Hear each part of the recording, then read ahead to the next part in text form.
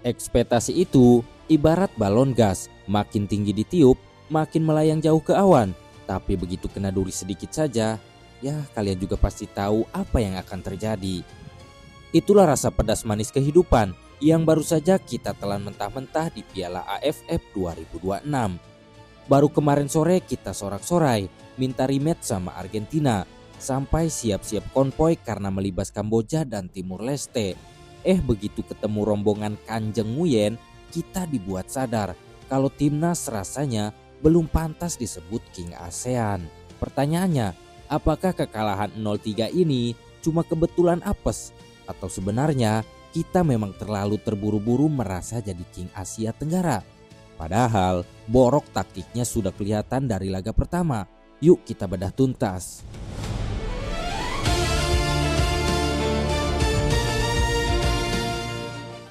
Mari kita mundur sedikit. Sebelum peluit pertama turnamen ini dibunyikan, atmosfer sepak bola kita itu lagi wangi-wanginya.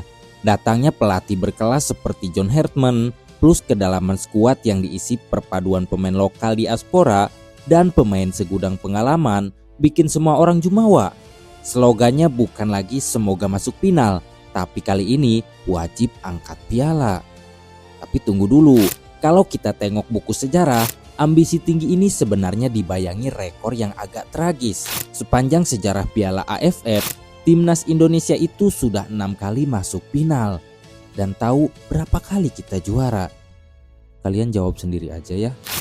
Kita ini spesialis hampir bahagia. Efek kita sering bertarung di level kualifikasi Piala Dunia bikin sebagian dari kita kena ilusi optik. Level ASEAN mah gampang. Masa lawan tetangga aja nggak bisa? Padahal jangankan naklukin Asia, trofi halaman rumah sendiri aja belum pernah mampir ke lemari PSSI. Dan dengan optimisme meluap itulah Garuda terbang ke Piala AFF 2026.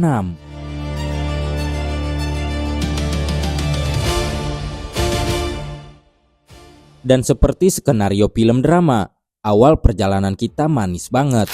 Laga pembuka lawan Kamboja, kita gilas 5-1. Debutan Mitchell Baker langsung bikin panggung dengan cetak hat-trick.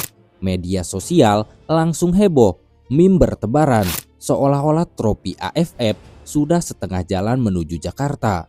Masuk ke partai kedua, lawan Timur Leste, armada John Hartman kembali menang meyakinkan 3-0. Tom Haye main kayak Ranger Merah, bikin lapangan tengah berasa milik pribadi. 2 laga, 6 poin, cetak 8 gol. Siapa coba yang gak kegirangan?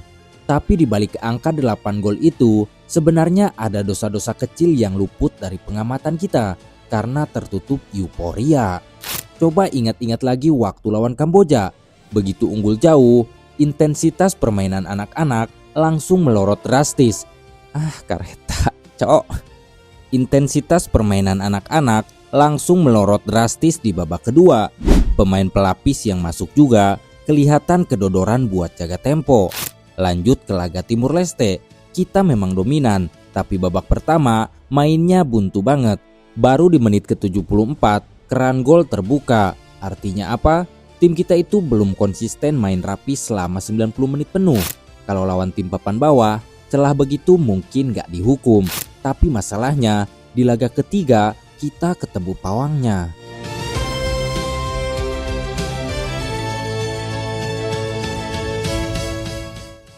Ujian sesungguhnya datang pas kita ketemu Vietnam. Dan di laga inilah topeng kita terlepas. Vietnam di bawah asuhan Kim Sam-sik mainnya dingin banget. Mereka nggak perlu banyak gaya, cukup mainkan bola dari kaki ke kaki dengan tenang. Hasilnya 3 gol bersarang di gawang Indonesia lewat Nguyen Xuan Son, Nguyen Hai Long, dan Nguyen Van Phi. 3 gol saudara-saudara. Dan mirisnya kita bahkan gak bisa cetak 1 gol pun untuk sekedar hiburan. Apa yang salah? Hampir semuanya. Skema high pressing yang dirancang John Hartman berantakan total. Rizky Ridho dan kawan-kawan di lini belakang kebingungan. Transisi dari menyerang ke bertahan itu rusaknya luar biasa. Begitu bola hilang, pemain Vietnam dengan santai bisa mengeksploitasi ruang kosong di lini belakang kita. Kita harus akui, Vietnam ini memang sudah hatam sama iklim sepak bola ASEAN. Sebelum turnamen dimulai, mereka nggak main-main, langsung TC ke Korea Selatan dan gelar uji coba matang. Hasilnya kelihatan di lapangan. Mereka tahu kapan harus menekan, kapan harus nahan tempo. Kekalahan ini bukan cuma soal skor, tapi pelajaran berharga bahwa level kita di ASEAN ternyata masih harus banyak berbenah.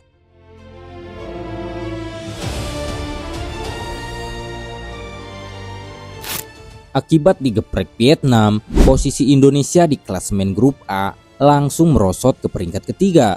Situasi yang tadinya nyaman sekarang berubah jadi zona merah. Laga terakhir lawan Singapura resmi jadi partai hidup mati.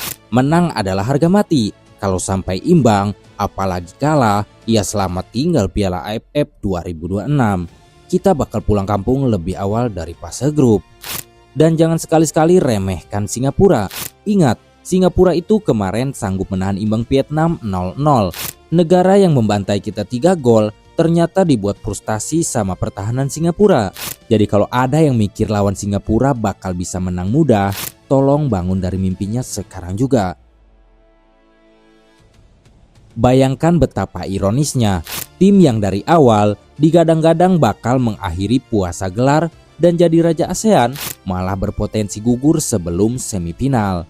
Itu bukan cuma kena tampar realita, tapi ibarat ditendang balik ke bumi.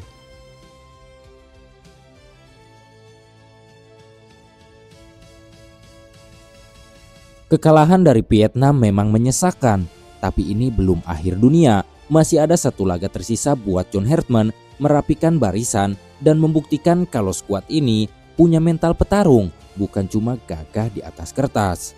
Menurut kalian, apakah evaluasi paling vital yang harus dibenahi sebelum lawan Singapura nanti?